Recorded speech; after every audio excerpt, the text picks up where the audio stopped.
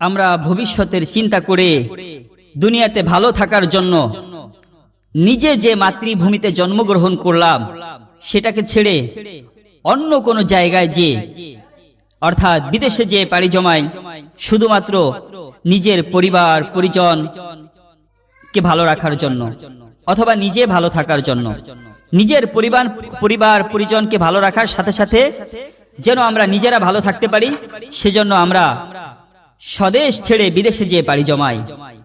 কিন্তু প্রিয় ভাইয়েরা আমার, আমরা যারা বিদেশে যে পাড়ি জমালাম, কাজ করে অর্থ উপার্জন করে কিভাবে নিজে দুনিয়াতে ভালো থাকব, কিভাবে আমার পিতা মাতা আত্মীয় স্বজন প্রিয়জন সকল জনকে কিভাবে ভালো রাখব, সেই ব্যস্ততায় আমরা ব্যস্ত থাকি। এই ব্যস্ততার মাঝে আমরা যখন থাকি তখন দেখা যায় যে অনেক সময় আমরা নামাজ পড়তে পারি না, নামাজ ছেড়ে দেই, ইচ্ছে করে নামাজ ছেড়ে দেই।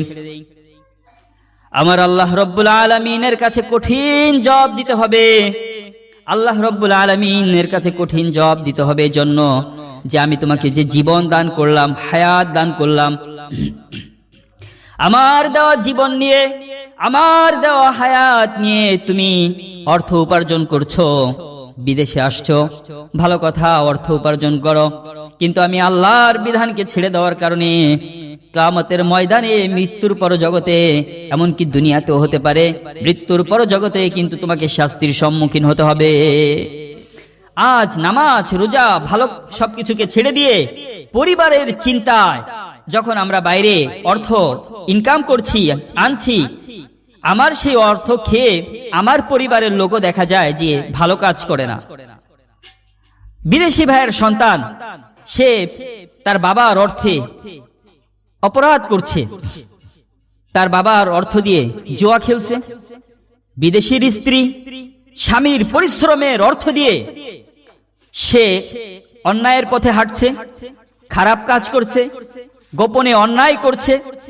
অথচ একটি বারও যদি এই চিন্তা করত, আরে এই মানুষটা আজ কয়টি বছর হয়ে গেল আমাদেরকে ছেড়ে সে বিদেশে পাড়ি জমিয়েছে, সে না পারছে আমাদেরকে দেখতে, না পারছে তার বৃদ্ধ মা বাবাকে দেখতে, না পারছে ছোট্ট সন্তানটাকে আদর করতে। স্ত্রীর ভালোবাসা থেকেও কতটা দূরে।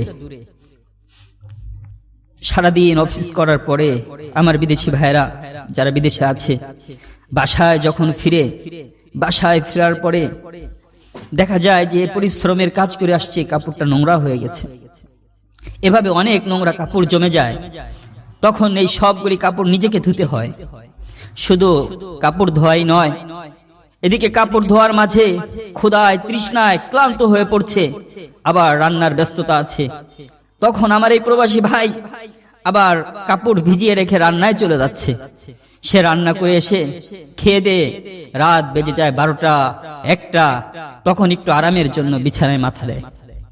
এই বিছানায় মাথা দিয়ে আবার ঠিক সকাল বেলায় 6টায় দেখা যায় উঠে সে তার অফিসে চলে যাচ্ছে। এভাবে করে দিনের পর দিন সে ইনকাম করছে শুধু প্রিয় মানুষগুলিকে ভালো রাখার জন্য। কিন্তু আজ সেই প্রিয় মানুষগুলি তারা কি তার এই অর্থ উপার্জিত অর্থ খেয়ে ভালো কিছু করছে? দেখা যায় স্ত্রী অপরাধ করছে, সন্তান অপরাধ করছে। যে মেয়েটাকে বাবা এত বেশি ভালোবাসতো, সেই মেয়েটাও আজ অন্য ছেলের হাত ধরে চলে গেল। তাহলে এই বাবা যে প্রবাসে তার জীবন, তার যৌবনকে কাটিয়ে দিল, তার এই অর্থ দিয়ে কোনো উপকার করতে পারলো না, না পারলো স্ত্রীকে গঠন করতে, না পারলো সন্তানকে গঠন করতে, না পারলো নিজের মানুষগুলিকে কাছে রাখতে, না পারলো নিজে ভালো খেতে। শুধু কষ্ট ছাড়া কিছুই এই প্রবাসী ভাইটির বা এই প্রবাসী ভাইদের ভাগ্যে জুটেনি। তো আমি প্রবাসী ভাইদেরকে উদারত আহ্বান জানাবো, প্রবাসী ভাইরা আপনারা যারা আছেন, আপনাদের জন্য অনেক দোয়া করি, আমরা হৃদয় থেকে দোয়া করি।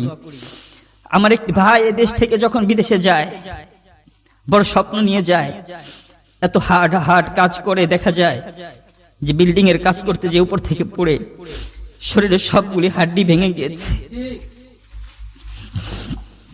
অনেক সময় আমার ভাইদের কফিনগুলি যখন খোলা হয়, 2 মাস 6 মাস পরে লাশটা যখন দেশে ফিরে, চেহারাটা কালো হয়ে গেছে, চেনা যায় না, শুধুমাত্র পরিবারকে নিয়ে স্বপ্ন দেখার কারণে। সে বিদেশে যে এত হার্ড কাজ করেছে। এজন্য প্রিয় ভাইয়েরা, যারা আমরা বিদেশে যাচ্ছি, যে সকল ভাইয়েরা প্রবাসে আছেন, আপনারা আপনাদের অর্থকে কোথায় সঠিকভাবে ব্যয় হচ্ছে কিনা আপনারা খোঁজ নিবেন, আপনারা খবর নিবেন। কারো উপরে অর্থ, আপনার পরিশ্রমের অর্থ ছেড়ে দিবেন না, তাহলে আপনি ক্ষতিগ্রস্ত হবেন। সাথে সাথে যে ব্যাপারটা, আপনি যাদের জন্য অর্থ উপার্জন করছেন, ওরা যদি অন্যায়ভাবে ব্যয় করে, ওরা আপনাকে কখনো সওয়াব দিতে পারবে না, সফলতা দিতে পারবে না। ওরা যদি ন্যায়ভাবে ব্যয় করে, তাহলে ইনশাআল্লাহ আপনার জান্নাতে যাওয়ার একটি পথ হবে। আর একটি কাজ, আপনি বিদেশে আছেন, হাজার পরিশ্রম করছেন ভাই, হাজার পরিশ্রম করছেন বোন, তারপরেও যে কাজটি আপনি করবেন, আমার আল্লাহর ফরজ বিধান 5 ওয়াক্ত নামাজ আপনি পড়ে নেবেন। যদি 5 ওয়াক্ত নামাজ আপনি পড়ে নেন, যদি হালাল হারামকে আপনি বেছে চলেন, তাহলে যদিও আপনি মরে যান, সন্তানের জন্য, পরিবারের জন্য, অর্থের জন্য, আল্লাহর কাছে বলতে পারবেন, আল্লাহ, আমি তো একমাত্র অবলম্বন ছিলাম আমার পিতামাতার জন্য। আমি যাকে বলেছিলাম যে তোমার ভরণ পোষণের দায়িত্ব আমি নিলাম, সেই স্ত্রী হয়তো অন্যায় করতে পারে, কিন্তু আমি আমার জায়গা থেকে দায়িত্ব পালন করেছি। রব, আমি শেষ পর্যন্ত আমার পিতামাতাকে দেখতে পারিনি, থাকতে পারিনি, পৃথিবী ছেড়ে আমাকে চলে যেতে হবে, কিন্তু রব, আমি আপনার 5 ওয়াক্ত নামাজ আদায় করেছি। যদি আমার প্রবাসী ভাইয়েরা আপনারা এইভাবে করে 5 ওয়াক্ত নামাজ আদায় করার সাথে সাথে আপনার সম্পদটুকু আপনি আপনার সন্তান সন্ততি যাদেরকে দিচ্ছেন, সেখানেও সঠিকভাবে ব্যয় করতে পারেন, ইনশাআল্লাহ সুম্মা ইনশাআল্লাহ সফল হবেন। আর যদি নামাজ না পড়েন, ভালো কাজগুলি আপনি না করেন, তাহলে সেখানেও আপনি ব্যর্থ হচ্ছেন। আল্লাহর কাঠগড়ায় আপনাকে ধরা খেয়ে যেতে হবে। আবার দুনিয়াতে আপনার যে প্রিয় মানুষগুলি আছে, তারাও যে অন্যায়গুলি করছে, সেই অন্যায়ের জন্য আপনি সেখানেও ধরা খেয়ে যাবেন। যার কারণে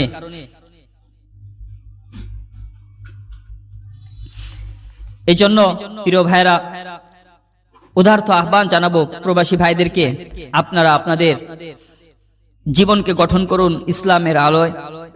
আপনারা আপনাদের অর্থকে দেশে পাঠাবেন, সেটা নিজের অ্যাকাউন্টে রাখবেন। অনেক সময় প্রবাসী ভাইদেরকে দেখা যায় আসার পরে খুব কান্নাকাটি করে, যে স্ত্রীর নামে টাকা পাঠাতো।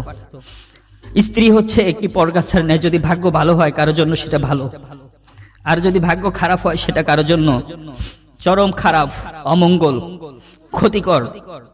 এই স্ত্রী যার ভালো, তার জান্নাতের পথ সহজ হয়ে যাবে। যার স্ত্রী খারাপ, তার জান্নাতের পথ অনেকটা বাধাগ্রস্ত হয়ে যায়। যে একজন ছেলে বিদেশে থেকে, প্রবাসে থেকে সে অর্থ উপার্জন করলো, সেই অর্থটা স্ত্রীর নামে পাঠালো, স্ত্রী দিল না তার মাকে, দিল না তার বাবাকে, দিল না বোনকে, দিল না ভাইকে। তারাও তো রক্তের বাঁধন, তারাও তো একটি টাকা, একটি অর্থ পায়, কারণ তারই তো আপন রক্ত ভাই, সে ইনকাম করছে। মা অসুস্থ, বাবা অসুস্থ, ঔষধের প্রয়োজন, কিন্তু স্ত্রী নামে অ্যাকাউন্ট থাকার কারণে স্ত্রী দিচ্ছে না। আবার অনেক সময় বাবা মায়ের অ্যাকাউন্ট থাকার কারণেও বাবা মাও দেখা যায় যে স্ত্রীকে দিচ্ছে না। এর টোটাল যে এভাবে করবে পুরাটাই অপরাধ। তবে স্ত্রীরা অনেক সময় অল্প বয়স থাকে, সবেমাত্র সংসার শুরু করেছে, 1-2টি বাচ্চা তাদের আছে, টাকাটাকে অনেক বেশি মূল্যবান মনে করে, যার কারণে নিজের সন্তানটাকে ফেলে রেখে, স্বামীকে ফেলে রেখে সে অন্য একটি ছেলের হাত ধরে চলে যায়। ওই ছেলেটা যতদিন পর্যন্ত তার টাকা আছে, তার রূপ আছে, হয়তো সে ততদিন পর্যন্ত তাকে রাখে। তারপরে সেও ওই টিস্যু পেপারের মতো যে মুখ মুছে অথবা নাক মুছে ফেলে দিল, যতদিন তার রূপ আর অর্থ থাকবে হয়তো মেয়েটাকে রাখবে, তারপরে ছুঁড়ে ফেলে দেয়। এই জন্য আমরা আমাদের অর্থকে কোথায় দিচ্ছি, কার কাছে দিচ্ছি বুঝে দিতে হবে। আপনি আপনার সম্পদটাকে টোটালি আপনার স্ত্রীর হাতে আপনি দিতে পারেন না, আপনাকে রাখতে হবে। যদি আপনি পুরাটা দিয়ে দেন, তাহলে হয়তোবা বিপদ আপনার আসতে পারে, আপনার ক্ষতির সম্মুখীন হওয়া লাগতে পারে। কারণ আমরা দেখতে পাই অনেক সময় এয়ারপোর্টে নেমেই কান্নাকাটি করতেছে, স্ত্রী আরেকজনের হাত ধরে চলে যাচ্ছে, সন্তানটা ছটফট করছে, বাবার কাছে যাবে নাকি মা যে ছেলের হাত ধরে চলে যাচ্ছে তার কাছে যাবে।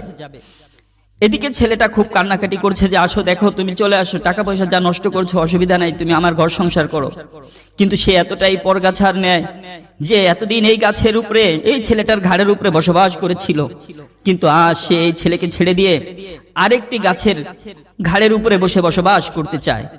অতএব প্রবাসী ভাইয়েরা আমার, উদারত আহ্বান থাকবে আপনাদের কাছে যে আপনারা আপনাদের পরিশ্রমের অর্থকে নিজেরা সঠিকভাবে বুঝে কোথায় ব্যয় করতে হবে বুঝে ব্যয় করবেন। মার ক্ষেত্রে ভাই বোন আত্মীয় স্বজন প্রিয়জন সমাজ রাষ্ট্র যেখানে দিব সেখানে বুঝে দিব। টোটাল সম্পদ স্ত্রীকে বিশ্বাস করে যদি দিয়ে দেই তাহলে সর্বনাশ হয়ে যেতে পারে। ইনশাআল্লাহ তাআলা আপনারা নামাজ কালামের সাথে ইবাদতের সাথে থাকবেন, দুনিয়ার